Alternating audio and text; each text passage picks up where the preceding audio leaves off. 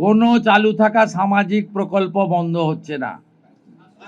কোনো সামাজিক চালু থাকা প্রকল্প, এটা আমরা আমাদের কর্মসূচি মানে প্রচারকালীনও বলেছি, কোনো চালু থাকা সামাজিক প্রকল্প সে 30 বছর আগের হতে পারে, 10 বছর আগের হতে পারে, কোনো সামাজিক প্রকল্প আমরা বন্ধ করছি না। আমরা পেপারলেস অফিসও করব, আমরা সমস্ত পোর্টালগুলোকে আপডেটও করব এবং সমস্ত বেনিফিশিয়ারি ডিবিটির মাধ্যমে, যেটা নরেন্দ্র মোদীজির নেতৃত্বে দেশের সরকার করেছে, ডাইরেক্ট বেনিফিট ট্রান্সফারের মাধ্যমে হবে এবং সবটাই স্বচ্ছতার সঙ্গে হবে।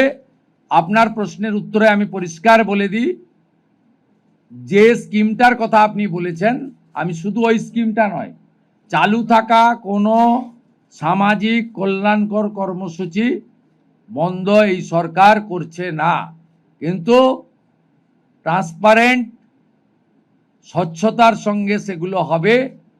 কোনো মৃত ব্যক্তি তিনি কোনো সামাজিক প্রকল্পের সুযোগ পেতে পারেন না, আপনিও বলবেন না পাওয়া উচিত নয়।